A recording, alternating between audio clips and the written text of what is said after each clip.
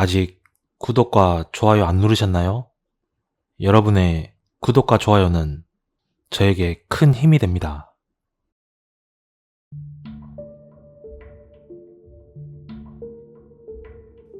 마곡역은 2009년에 개통했으며 그 전까지는 무정차역이어서 공익요원들만 한 명씩 근무를 서게 되었다.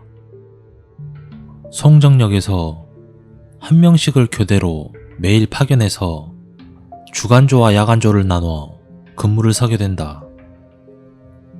실제로는 무정차역이기 때문에 딱히 할 일은 없고 전화 보고만 하고 하루 종일 앉아있는 지하철계의 꿀보직으로도 유명했다. 하지만 밤이 되면 사정이 달라지는 게 아무도 없는 불 꺼진 지하철역에 혼자서 밤을 보내야 하기 때문에 TV가 거의 유일한 낙이라면 낙이었다. 밤에 지하철역은 역무실 말고는 불을 전부 소등을 하는데 선임들이 항상 신신당부했던 게 있었다. 그것은 역무실 안에 있는 작은 방에 침대가 하나 있는데 절대 그 침대에서 자지 말라는 거였다. 정 자고 싶으면 매트리스를 끌고 방 밖으로 나가서 자라며 당부를 했다. 이유인즉슨 귀신이 있어서 무조건 가위를 눌린다는 거였다.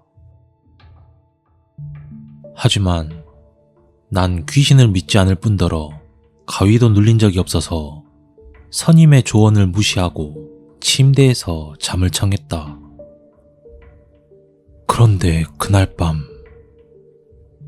간이 침대라서 좁다 보니 몸을 옆으로 눕혀 자고 있었는데 내 등 뒤에서 누군가가 손가락으로 콕콕 찔렀다. 난 잠결에 누구지 하며 몸을 돌려보려고 애를 썼지만 몸이 아예 굳어버렸다. 특히 허리보다도 머리가 고정된 느낌? 그러더니 내 뒷볼에서 누가 속삭이는 듯한 소리가 들려서 잠이 확 깼다.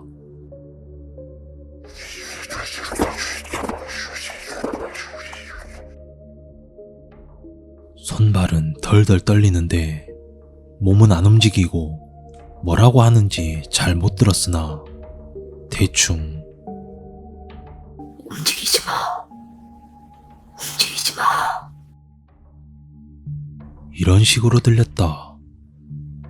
난 기겁을 해서 그냥 눈을 감고 다시 잠들기 위해 애를 쓴 뒤 다음날 아침에 일어나게 되었다. 일어나 보니 아주 땀으로 범벅이 되어 있었다. 그 후로는 무조건 방 밖으로 매트리스를 빼서 잠을 청하곤 했다. 그런데 이게 끝이 아니었다. 특히 TV가 왜 그렇게 혼자 자주 켜지는지. 알람도 없는 구식 TV였는데 아침만 되면 TV 소리에 잠을 깨곤 했다. 분명 밤에는 끄고 잤는데 말이다. 그리고 그 후 선로 작업 때문에 직원들이 마곡에 야간 작업하러 들어올 때가 간혹 있었다.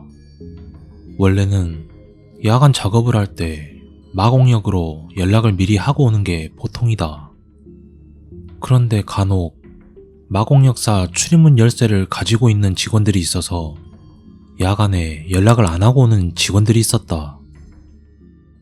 마곡역의 구조상 역무실과 계단 입구가 서로 마주보고 있어서 입구에서 누가 오는지 안 오는지 다 보인다. 그런데 직원들 여름 복장이 검은 바지에 푸른색 티셔츠라서 밤에 보면 딱 상체만 보이는데 역무실 창문에서 보면 반 잘린 시체가 마치 허공에서 둥둥 떠서 다가오는 것처럼 보이기도 한다. 야간에 직원한테 놀라 자빠진 적이 한두 번이 아니었다.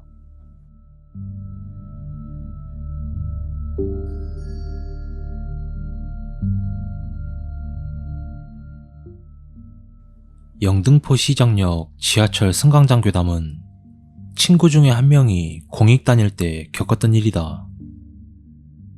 여자를 모르는 우리는 같이 의기투합해서 하루는 목동 메가박스로 영화를 보러 갔다.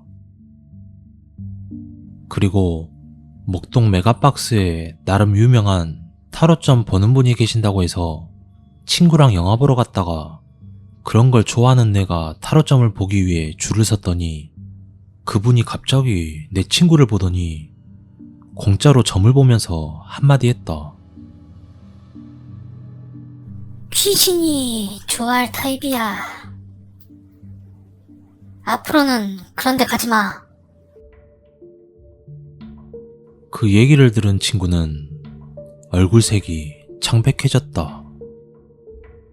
난 점을 본 후 친구에게 왜 그러냐고 물어봤더니 얘기를 해주었다. 친구는 선택받은 지하철 공익이었다.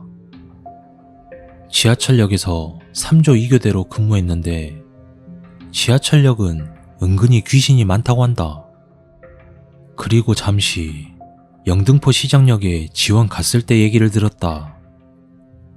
예전에 신설동역 유령 승강장 얘기가 나온 적이 있었는데 영등포 시장역에도 쓰이지 않는 승강장이 있다고 한다.